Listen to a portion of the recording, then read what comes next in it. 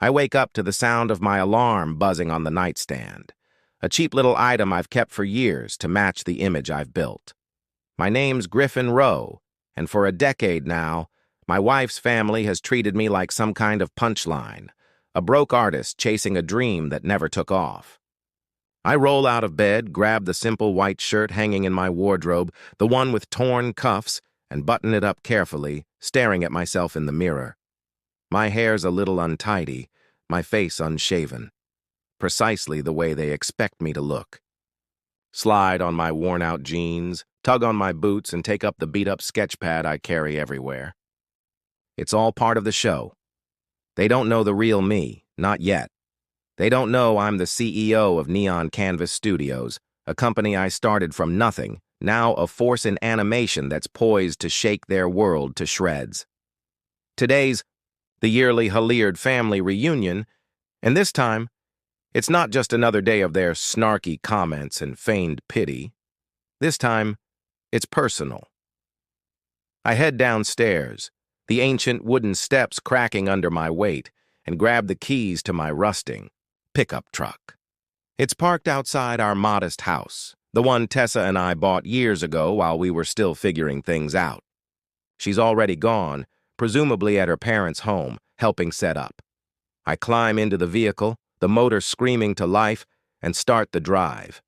The road spreads out in front, surrounded with trees that were starting to turn yellow, and I let my mind wander. 10 years ago, I married Tessa Halbert, the sharp, lovely daughter of Walter Halbert, founder of Halbert Dynamics. Back when I was barely a guy with a pencil and a dream, doodling figures and notebooks while they created a fortune in digital innovation, they never took me seriously. Not her, not her dad, nor her stuck-up siblings, Karen and Blake. To them, I was the dreamer who'd never amount to anything, the guy who dragged Tessa down. I played along, my head down, let them laugh. But while they were busy gazing down their noses, I was developing something larger than anybody might conceive. The fact is, Neon Canvas isn't just some modest art endeavor. It's an enterprise, hundreds of staff, offices in 3 cities, and a reputation that's drawn the notice of investors worldwide. I started it in a garage with a beat-up laptop and a stack of drawing pads, teaching myself programming between sketches. Over the years, it grew quietly, steadily, into a leader in animation tech. And last week, we secured the deal that changes everything. Neon Canvas bought Halbert Dynamics. That's right. My father-in-law's company, the one he founded from the ground up, the one he brags about at every family event, now belongs to me. It was a subtle maneuver. All hush-hush till the contracts go public tomorrow. The board signed off, the lawyers dotted the I's, and Walter doesn't even know yet. None of them do. I clutch the driving wheel tighter, a grin tugging at my lips as I envisage their faces when they find out. I drive into the lengthy road of the Halbert estate, gravel crunching under the tires.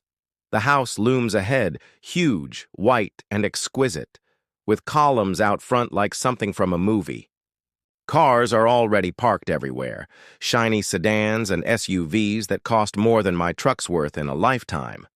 I cut the engine and sit there for a minute, taking it in. This is where it all happens every year, the gathering where they sip. Pricey wine, swap business stories, and take turns reminding me I don't belong.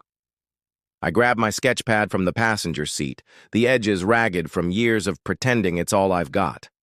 It's my prop, my shield, the thing that keeps them comfy in their smug little world. I step out, slam the door, and start heading toward the mansion. The air smells like cut grass and money, and I can immediately hear voices drifting from the garden. Laughter, clinking glasses, the hum of folks who think they've got it all figured out. Tess is waiting for me at the front entrance, her arms crossed, her dark hair pushed back tight. She's wearing a blue dress that probably cost more than my whole wardrobe, and her eyes skim over me like she's checking for something out of place. "You're late," she says, her voice harsh. I shrug, holding up the drawing pad. "Got caught up finishing a painting," I lie, keeping it light. She doesn't grin, merely turns and heads inside, expecting me to follow. I do, going into the foyer with its marble flooring and chandelier that glows like it's taunting me. The noise gets louder as we continue through the house. Current. Piercing chuckle, Blake's booming voice, Walter's low mutter. They're all here, the full Halbert clan, ready to put on their show. I take a deep breath, adjust my hold on the sketch pad, and enter into the lion's den. They've got no idea what's coming, and I'm not about to tip my hand. Not yet.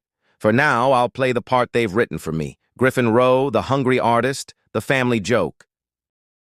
But tomorrow, they'll see the actual picture, and it's going to be a masterpiece.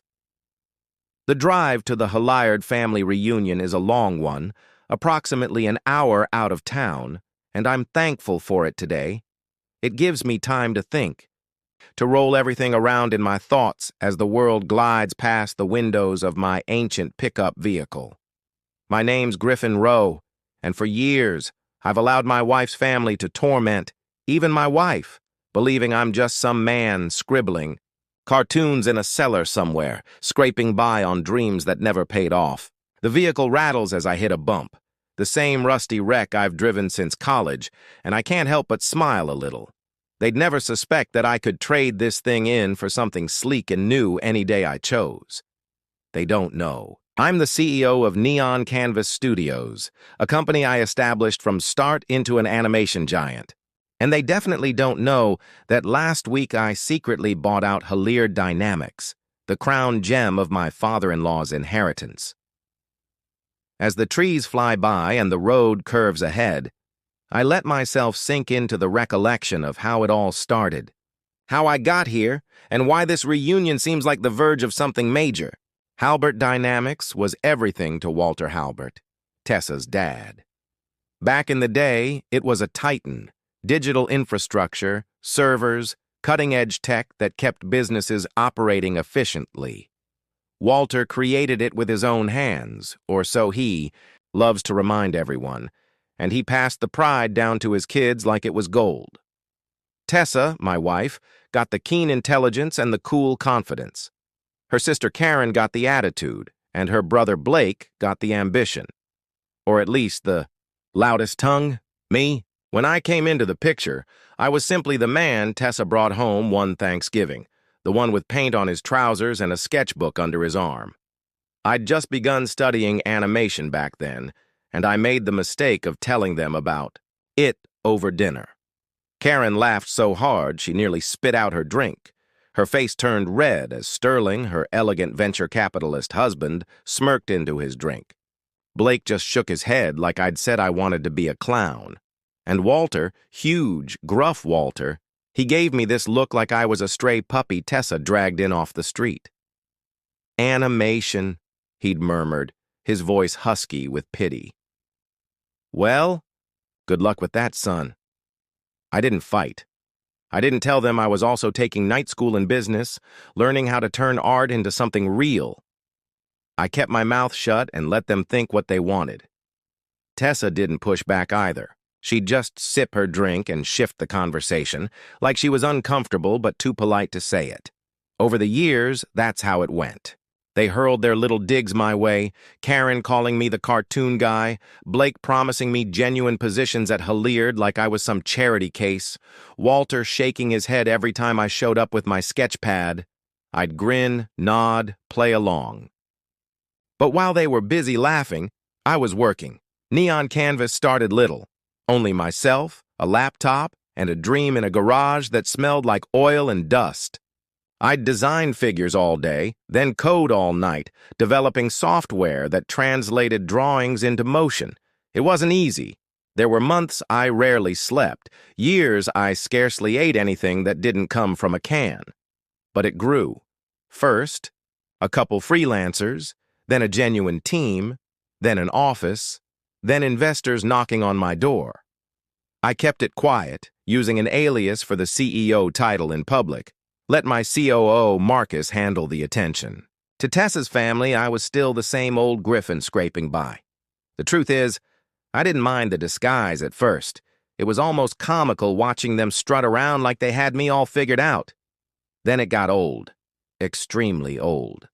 After a While Tessa started looking at me different too, her patience thinning every time I evaded queries about money or employment. She'd wonder why we couldn't afford a bigger house, why I didn't just grow up and acquire a steady career like Blake or Sterling. I didn't know what to say. How could I tell her I was playing the long game? But now, as the Hallard estate looms up ahead, I know it's finally time to show them all who I've become. A billionaire with a piece of their empire. Tomorrow, Neon. Canvas will control Hilliard Dynamics, and none of them have a clue.